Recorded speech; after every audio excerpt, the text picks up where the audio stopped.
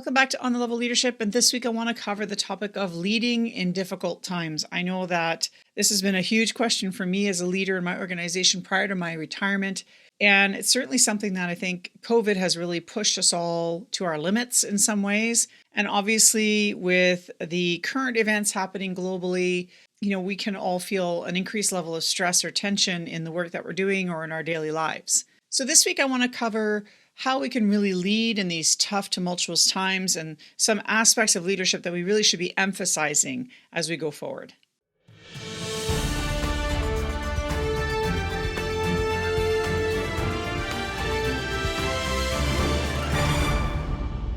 So I know you're all feeling it, the heaviness that is the world today. We've just sort of started coming out of this pandemic situation with starting to see our lives start to reopen, our freedoms be regained. And now we have a war that is impacting many of us personally, but also ethically or morally. And maybe we all have some concerns about what this may or may not mean for ourselves personally, but also for our world at large in terms of potential outcomes of these global crises that we're seeing happening right now. Now, again, this is not a political station, and it's certainly not something I want to talk about or delve into in terms of what's happening on the global scale per se. But I do think that as leaders, we have to honor and recognize that this can cause a mixed bag of emotions and feelings in the people that directly report to us, in our organizations, and even within ourselves. So I want to capture that today in this video and in this podcast, if you're listening on a podcast, because I think it's really important that there are certain key principles of leadership that we really need to embody in these times. So if we go back to the leadership challenge from Kouzes and Posner, we could really, that whole encourage the heart piece is really what humans and people need during tough times. It's that human connection piece, right? I realize that for some of you, this might be a tough call because I know that old style leadership and management tends to be void of real expression of emotion.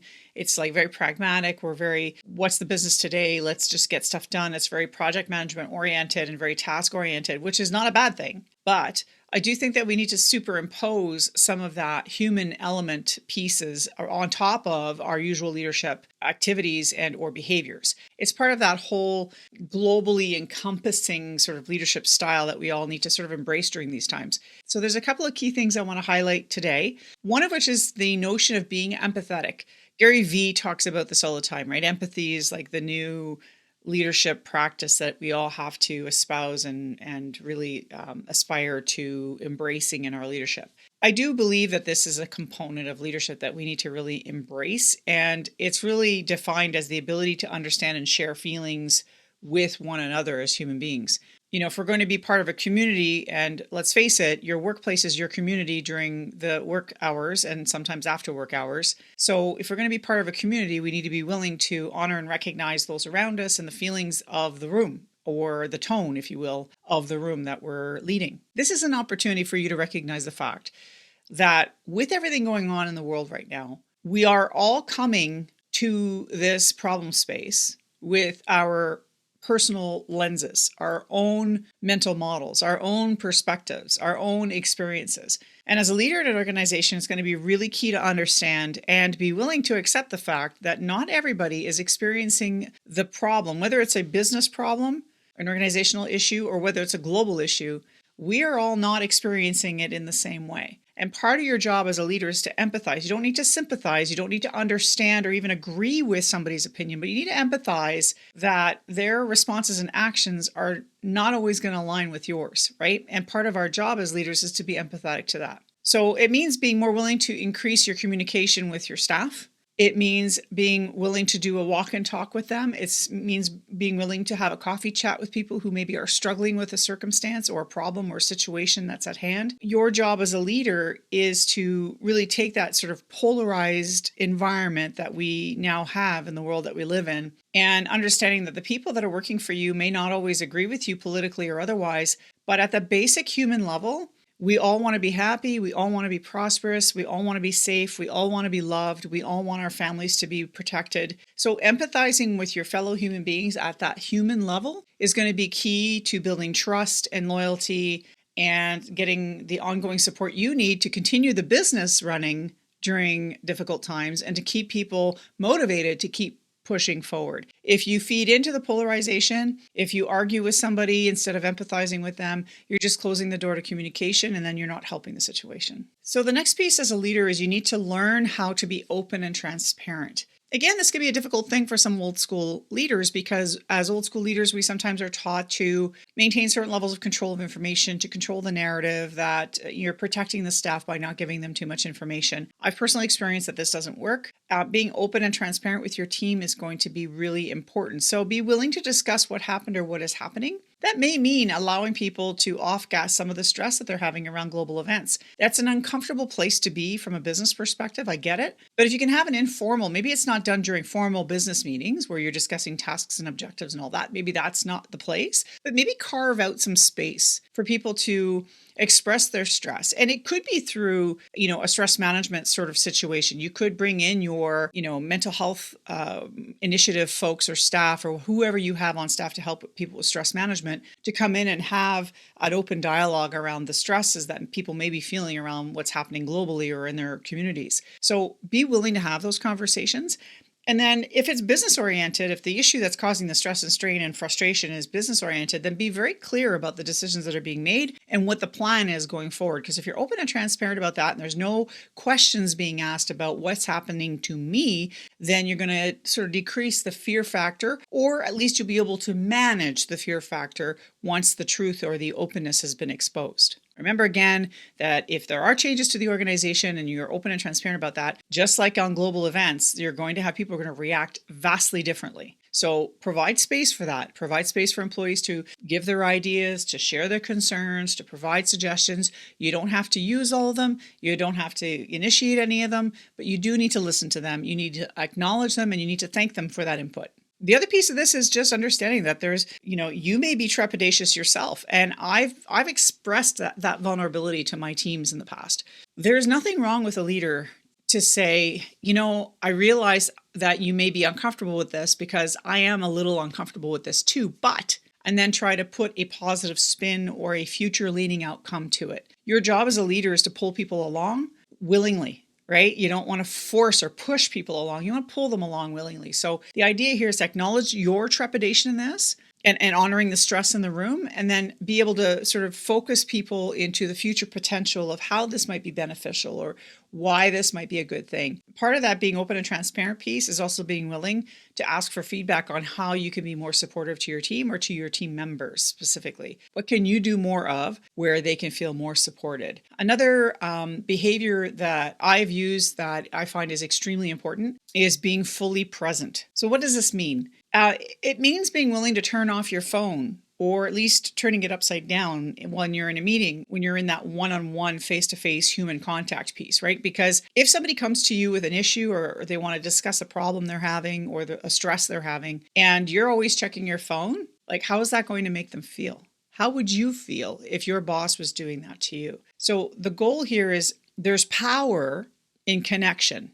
And so being willing to set aside sort of some of the, distractions of our lives in order to connect one-on-one with somebody, to make eye contact, to repeat what you're hearing, to actively listen to them and being fully present is not only going to make them feel valuable and heard and paid attention to, but it will help them know that you care, and it'll increase the trust in you as a leader. And ultimately will increase your loyalty levels as well. Your job in times of difficulty as a leader is to coach people and potentially be a mentor as well. But coaching is all about helping people figure stuff out for themselves and being forward leaning. So don't underestimate your role as a coach with your team in times of trouble, because it may require some time investment on your part, but they'll greatly benefit from it. And overall, your performance will show. Because if people feel validated and heard, they'll be more loyal, they'll respect their leadership, and they'll be more willing to work for you in ways that maybe you didn't even anticipate. So again, be present, be willing to set aside time to be with your staff or with the human being that's sitting in front of you in that very moment. The next thing is keep moving forward. This is a hard one because when we're in times of stress, it's biological, it's physiological. Our brain's creative centers shut down when we're feeling stressed. So if you're already overworked because COVID has drained you and your organization, now you've got these global events. If that's the case and you're feeling that stress, you can't ignore it. Like, don't try to shove it underneath the carpet and pretend like it doesn't exist, because that's just, again, it's not validating the reality of the situation that's around you. So a way that you can get around this is recognizing the human need to feeling productive and moving forward and having hope and keeping the movement, right, of our lives. Humans need this. We need to feel like what we're doing matters and that what we're doing is good, even in difficult times and crises. So moving forward is about focusing on future goals. It's about giving aspiration and hope to your staff. It's about taking failures maybe that have been experienced by the team and asking how we learn from it and pivoting and making changes and moving.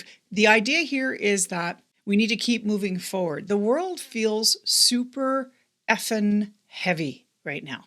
And sometimes the way that we can cope best is to just keep taking steps forward. Whatever those next logical steps are, your job as a leader is to help your team tease those out and come up with a plan to keep moving everybody forward so that no one feels, one, stagnated, two, feeding into some fear and global angst. Rather, we're going to say, you know what, we're going to focus on what we have control over. What we have control over is our day-to-day work and our goals and what we want to achieve together. And let's just do that, right? And so your job is to sort of keep the ball rolling. Okay, so the last team-oriented leadership behavior I would suggest is needed during these difficult times is to celebrate where and when you can. So any small win, I don't care what it is, celebrate it. Any birthday, anniversary, celebrate it. A new baby's been born in the team, celebrate it. Celebrations gel teams. They foster those human connections. It provides us a sense of community and inclusion. Human beings still need to dream and celebrate. I would say even more so in the toughest of times, because you need some element of hope to keep going, to keep moving forward. And our job as leaders is not to sit and cry in the room with our staff. Our job as leaders is to honor and recognize the stress and strain that people may be feeling right now. And then, build in dream building and goal setting so that people can all get behind, rally behind a big audacious goal that you all can work on together. Start working towards those successes and then celebrate every win along the way. I know how hard this one is. I'm struggling to do it in my own personal life with my own self. Celebrating the small wins is not always easy for myself personally. But I think as a team, if you can come up with some way to do that, you will all win in doing so. And finally, I'm going to say a little word about yourself as a leader. When people are struggling and our teams are struggling, it can really impact us personally. So the need for self-care is huge in these times. So breathe, go for walks, meditate, focus on the positive. Find a fun thing that you really love doing and do that. Take a day off, call a friend, reconnect with your inner child and play a game of some sort. But I think just being compassionate with yourself and allowing yourself to be okay with taking a break. I struggle with this. Like, if I'm perfectly transparent, I really struggle with this. Ask my coach, she'll tell you how much I'm lacking compassion towards myself. But if you can be compassionate towards yourself and find some time, maybe you can take a day off or two in the next few weeks to sort of recover and regenerate yourself, because you can't be a great leader when you yourself are depleted. So it's really important to take care of yourself. If you want to take care of your team or your family or your community, it starts with you, right? It's just like being in an airplane. You always put your oxygen mask on first before you help other people. It's the same concept.